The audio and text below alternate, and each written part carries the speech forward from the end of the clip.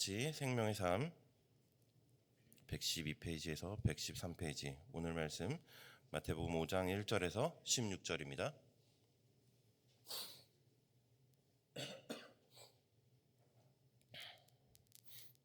마태복음 5장 1절에서 16절.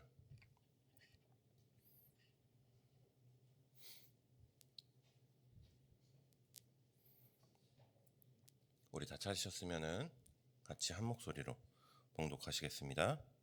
예수께서 무리를 보시고 산에 올라가 앉으시니 제자들이 나아온지라. 입을 열어 가르쳐 이르시되 심령이 가난한 자는 복이 있나니 천국이 그들의 것이미요. 애통하는 자는 복이 있나니 그들이 위로를 받을 것이미요. 온유한 자는 복이 있나니 그들이 땅을 기업으로 받을 것이미요. 의에 줄이고 목마른 자는 복이 있나니 그들이 배부를 것이미요. 긍휼히 여기는 자는 복이 있나니 그들이 긍휼히 여김을 받을 것이미요. 마음이 청결한 자는 복이 있나니 그들이 하나님을 볼 것이미요. 화평하게 하는 자는 복이 있나니 그들이 하나님의 아들이라 일컬음을 받을 것이미요. 의를 위하여 박해받는 자는 복이 있나니 천국이 그들의 것임이라. 나로 말미암아 너희를 욕하고 박해하고 거짓으로 너희를 거슬러 모든 악한 말을 할 때에는 너희에게 복이 있나니 기뻐하고 즐거워하라. 하늘에서 너희의 상이 큼이라. 너희 전에 있던 선지자들도 이 같은 박해를 받느라. 너희는 세상의 소금이 만일 그 맛을 잃으면 무엇으로 짜게 하리요? 후에는 아무 쓸데 없어 다만 밖에 버려져 사람에게 밟힐 뿐이니라. 너희는 세상의 빛이라. 산 위에 있는 동네가 숨기지 못할 것이요. 사람이 등불을 켜서 말 아래 두지 아니하고 등경 위에 두나니 이러므로 집안 모든 사람에게 비치느니라. 이같이 너희 빛이 사람 앞에 비치게 하여 그들로 너희 착한 행실을 보고 하늘에 계신 너희 아버지께 영광을 돌리게 하라. 아멘. 아멘.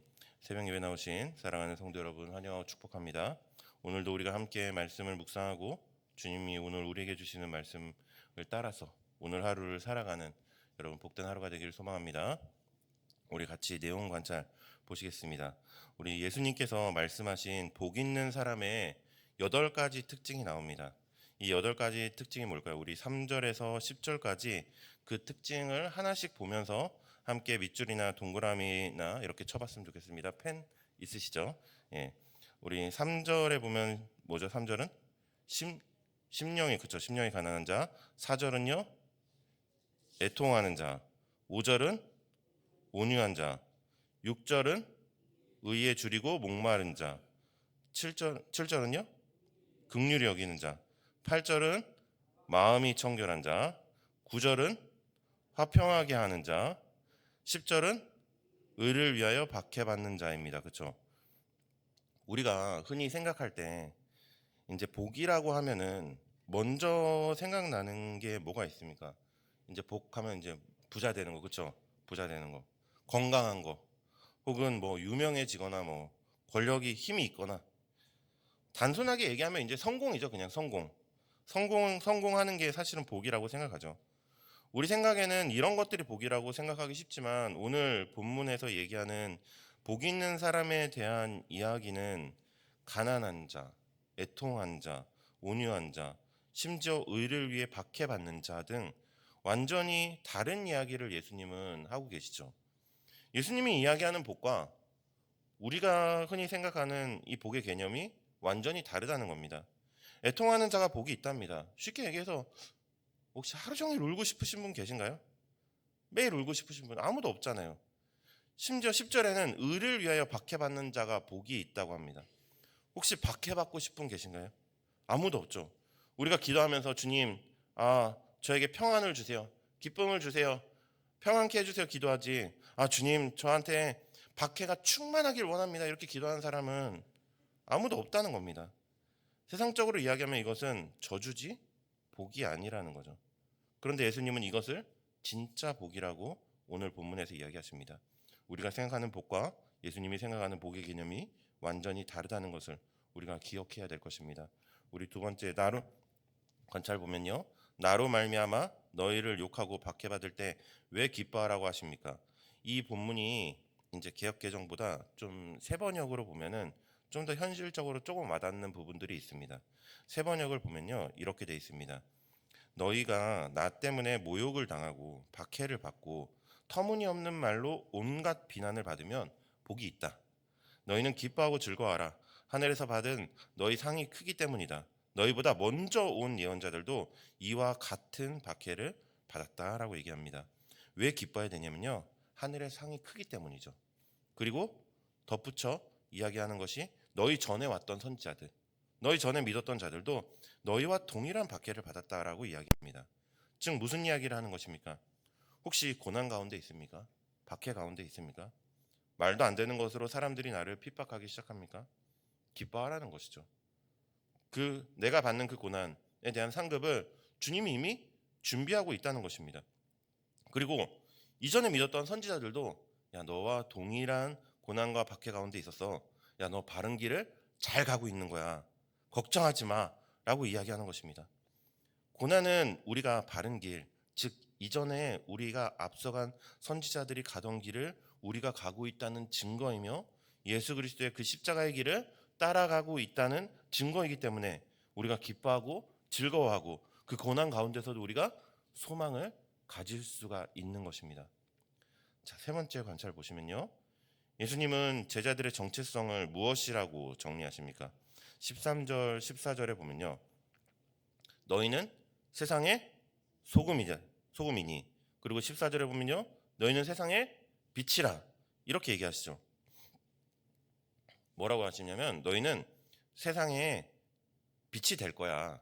너희는 세상의 소금이 될 거야 라고 얘기하지 않으시고 너희는 세상의 빛이야. 너희는 세상의 소금이야. 너희는 이미 빛이고 너희는 이미 소금이라 라고 얘기하십니다. 우리의 정체성에 대해서 얘기하시죠. 우리가 빛이 되려고 노력해서 나 빛이 돼야지 이렇게 노력해서 빛이 되는 것이 아니라 우리가 소금이 되기 위해서 노력해서 소금이 되는 것이 아니라 되려고 노력하는 것이 아니라 이미 소금이고 빛이다. 너희는 이미 소금이고 빛이다 라고 정의해 주시는 겁니다. 우리 말씀 묵상 한번 보시겠습니다. 왜 심령이 가난한 것이 천국을 소유하는 첫 번째 열쇠입니까? 여기서 가난하다는 것은 파산해서 아무것도 없는 상태를 말합니다. 그런데 실제로 돈이 없어서 가난한 것을 이야기하는 건 아니죠. 그렇죠? 영적인 상태 혹은 마음이 심령이 가난한 것을 이야기하는 거잖아요. 내 안에 선한 것이 아무것도 없음을 인정하고 오직 하나님만 붙드는 상태를 말하는 겁니다. 내 자존심, 내 의의를 내려놓고 주님 아니면 안 됩니다 라고 고백하는 그 절박한 그 심령에 하나님 나라가 임한다는 거죠. 우리가 예전에 내려놓음이라는 책도 있었잖아요. 나 자신을 내려놓고 온전히 주님만 붙드는 상태에 대해서 이야기하는 것입니다. 이것이 신앙의 시작이고 구원을 이루는 열쇠라는 거죠. 사랑하는 여러분 언제 주님을 뜨겁게 만났습니까? 내가 잘 나가고 막 돈 잘 벌고 건강해가지고 떵떵거릴 때였습니까? 아니면은 사업에 망하고 몸이 아프고 내 힘으로 아무것도 할 수 없어서 바닥을 칠 때였습니까? 대부분 다 바닥을 칠 때 주님 만나지 않습니까? 내 자존심 다 무너지고 주님 살려주세요. 주님 없이는 안 돼요. 이 말밖에 할 데가 없을 때 그때 천국이 우리 마음에 임한다라는 것입니다. 그래서 가난한 것이 복이 된다는 거죠. 우리 두 번째 묵상. 팔복과 이게 빛과 소금은 어떤 관계가 있습니까? 오늘 본문을 보면요. 팔복을 쭉 얘기하시다가 갑자기 소금과 빛에 대해서 나옵니다. 팔복은 내면의 성품이고요. 소금과 빛은 외부로 드러나는 영향력입니다. 억지로 소금의 노릇을 하려고 애쓰는 것이 아니라 심령이 가난하고 애통하고 의에 줄이고 하나님만 바라보며 살아갈 때 하나님으로 가득 채워질 때 자연스럽게 짠맛이 나고 빛이 나는 존재가 된다는 것입니다. 우리 존재가 바뀌면요. 우리 내면의 존재가 바뀌면은 우리의 삶은 저절로 따라오게 되어진다는 거죠. 그래서 예수님은 너희는 소금이 되도록 노력하라, 빛이 되도록 애쓰라라고 하지 않습니다. 너희는 소금이고 빛이다라고 하죠. 이게 무슨 차이가 있을까요? 우리가 무언가 되려고 노력하는 게 아니라 앞에 말한 이 팔복의 성품, 심령이 가난하고 애통하고 온유하고 그 예수님의 마음을 품으면서 살아갈 때 우리는 저절로 소금이 되고 빛이 된다는 것입니다. 여러분, 소금의 특징은 무엇입니까? 첫 번째는 맛을 낸다는 거죠. 두 번째는 썩은 것을 방지한다는 겁니다. 그런데 소금이 맛을 내려면은 어떻게 해야 될까요? 자기가 다 녹아져서 없어져야 되죠. 그렇죠? 없어져야 됩니다. 소금이 배추 안에 이렇게 들어가 가지고 나 소금이요 하고서는 나 여기 있어 하고서는 덩어리채 그대로 남아 있으면은 김치가 됩니까 안 됩니까? 김치가 안 되죠. 그렇죠? 소금은 형체도 없이 사라지고 녹아서 배추 속으로 들어가서 배추를 절여줘야 김치가 되고 맛을 낸다는 거죠. 우리 16절을 같이 보실까요? 이같이 너희 빛이 사람 안에 비치게 하여 그들로 너희의 착한 행실을 보고 하늘에 계신 너희 아버지께 영광을 돌리게 하라라고 얘기하십니다. 빛은 착한 행실입니다. 그런데 이 빛은 나를 드러내는 조명이 아닙니다. 하나님을 보여주는 빛인 거죠. 우리는 하나님의 반사판 같은 존재인 거죠. 우리가 직장에서 남들이 하기 싫어하는 일을 먼저 하고 손해보고 양보할 때 사람들은 묻죠. 당신 왜 그렇게 손해보면서 살아요? 라고 물어볼 때 우리 뭐라고 얘기합니까? 내 안에 계신 예수 그리스도 때문입니다. 라고 하는 것. 이것이 빛으로 사는 삶입니다. 우리 삶의 적용 한번 볼까요? 첫 번째 질문입니다. 나는 지금 세상의 복을 구하고 있습니까? 아니면은 주님의 복을 구하고 있습니까?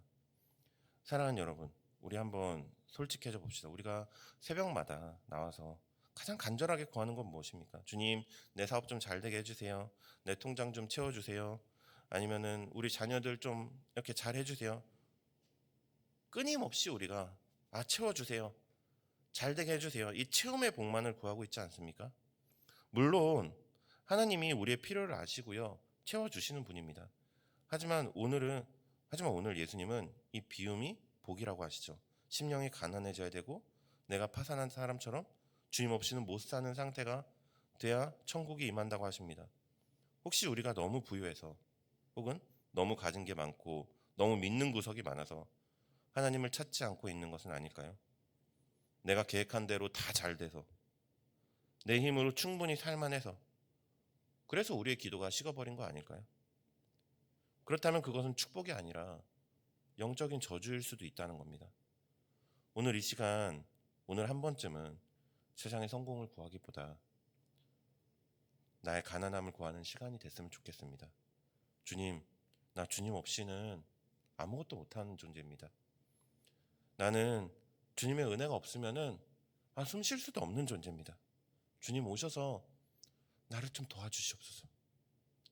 이 진실된 고백이 나올 때 여러분 심령에 세상이 줄 수 없는 평안이 임할 줄 믿습니다. 우리 두 번째로, 나는 가정과 직장에서 맛을 내는 소금입니까? 아니면 무늬만 성도인 맛을 잃은 소금입니까? 예수님 경고하시죠.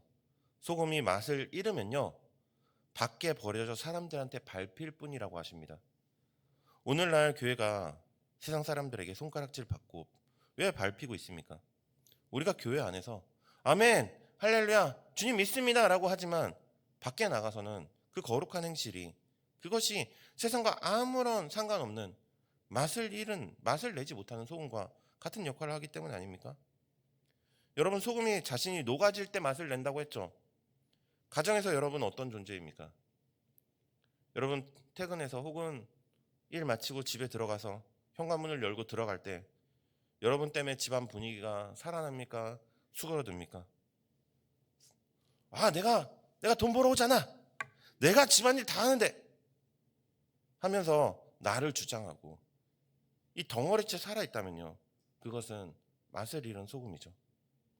가정의 평화를 위해서 혹은 자녀들을 위해서 상대방을 위해서 내가 죽고 내 자존심이 녹아내고 내 주장이 사라질 때 비로소 그 가정은 살아나는 것입니다. 오늘 하루 여러분 가는 곳마다 여러분이 노가짐으로 인해서 당신 덕분에 정말 살맛이 납니다 라는 고백을 듣는 진짜 소금이 되는 오늘 하루의 삶이 되기를 소망합니다. 우리 세 번째, 오늘 하루 내가 하나님께 영광을 돌려야 할 오늘 하루 내가 하나님께 영광을 돌려야 할 구체적인 착한 행실은 무엇입니까? 우리는 빛이라고 하면은 좀 거대한 것을 생각합니다. 어디 가서 뭔가 큰 선교를 해야 되고 엄청난 막 기부를 해야 되고, 하지만 주님이 말씀하시는 착한 행실은요 굉장히 작고 구체적인 것부터 시작합니다. 뭐 있을까요? 오늘 여러분 집에 돌아가실 때, 혹은 퇴근하고 집에 가실 때, 출근하실 때 엘리베이터에서 만나는 이웃들 있잖아요. 그렇죠? 웃으면서 먼저 인사하는 거, 이것도 빛이죠. 그렇죠? 이것도 빛이죠. 운전할 때 끼어드는 차 빵 하지 않고 이렇게 벌려주는, 자리를 옮겨주는 거, 화내지 않고 양보해주는 거, 그것도 빛이죠. 식당에서 종업원에게 감사합니다, 잘 먹었습니다, 친절하게 이야기해주는 거, 따뜻하게 얘기해주는 거, 그것이 여러분의 착한 행실입니다. 아파트 경비원이나 청소하시는 여사님들에게 따뜻한 음료수라도 한 잔 갖다 주는 거, 그 손길이 여러분 어두운 세상을 밝히는 빛이 된다는 것입니다. 세상 사람들은요 성경을 읽지 않습니다. 대신에 여러분들이라는 성경을 보죠. 여러분의 표정과 말투와 여러분의 작은 행동을 통해서 세상 사람들은 하나님을 보고 하나님을 알게 되는 거죠. 여러분이 구체적인 삶의 현장에서 여러분들을 통해서 주님의 빛이 비춰나가는 삶을 살아가기를 간절히 소망합니다. 말씀 맺겠습니다. 사랑하는 여러분, 예수님 오늘 우리에게 분명히 말씀하십니다. 우리는 복을 받아야 할 사람이 아니라 이미 복이 있는 사람입니다. 우리는 소금이 돼야 할 사람이 아니라 이미 세상의 소금입니다. 우리는 빛이 되려고 노력하는 사람이 아니라 이미 세상의 빛입니다. 우리 이 정체성을 잊지 않았으면 좋겠습니다. 오늘 교회 문을 나서는 순간부터 여러분은 파송받은 선교사입니다. 여러분의 가정이 선교지이고 여러분의 일터가 선교지죠. 오늘 하루 세상이 주는 부유함보다 주님 안에서 거룩한 삶을 추구하는 하루가 되길 소망합니다. 나를 주장하기보다 내가 녹아져서 맛을 내는 소금으로서 삶을 살아나는 여러분들 되길 소망합니다. 어두운 세상에 불평하기보다 여러분들 작은 친절과 행실로서 세상에 빛을 비추는 등불이 되는 삶을 살아가는 여러분들 되길 소망합니다. 그래서 오늘 밤 다시 잠자리 들 때 주님 저를 통해서 누군가 하나님을 보았겠지요? 오늘 제가 녹아져서 저희 가정이 화목했겠지요? 주님 저 잘했지요? 하며 고백할 수 있는 복된 오늘 하루를 살아가는 우리 강릉성결교회 모든 성도님들 되기를 간절히 소망합니다. 기도하시겠습니다. 사랑과 은혜가 풍성하신 하나님, 이 새벽 주님 아버지 앞에 나와서 말씀 듣게 하시니 감사드립니다. 주님, 우리는 그동안 세상이 말하는 성공과 체험만을 복이라고 여기면서 살아왔음을 고백합니다. 주님 없이 아무것도 할 수 없는 가난한 심령이 진짜 복임을 알면서도 여전히 내 힘과 내 소유로 의지하려고 했던 우리 어리석음을 용서하여 주시옵소서. 오늘 하루 세상의 부유함보다 주님 한 분만으로 만족하는 심령과 가난한 심령을 허락하여 주시고 내 안에 죄를 아파하며 애통하는 정직한 영을 부어주시옵소서. 또한 저희를 세상의 소금과 빛으로 불러주시니 감사합니다. 우리가 가정과 일터에서 여전히 나 자존심을 내세우고 녹지 않는 소금의 덩어리로 남아있지 않는지 주님 나의 삶을 되돌아봅니다. 오늘 하루 내가 죽고 녹아짐으로 우리의 가정이 화목하게 하시고 직장이 살맛나게 하시고 진정한 소금으로서의 역할을 살아가는 우리의 삶이 되게 하여 주시옵소서. 거창한 일이 아니라 따뜻한 눈빛과 작은 친절로 이웃에게 예수 그리스도를 비추는 삶을 살아가길 원합니다. 우리의 착한 행실을 통해 세상 사람들이 하나님을 보게 하시고 오늘 밤 잠자리에 들 때 주님 오늘 저를 통해서 주님의 영광이 드러났습니다 라고 감사하며 고백하는 복된 하루가 될 수 있도록 주님 인도하여 주시옵소서. 우리를 이미 복 있는 자로 세상의 소금과 빛으로 부르신 주님 감사드립니다. 예수님의 이름으로 기도드립니다. 아멘.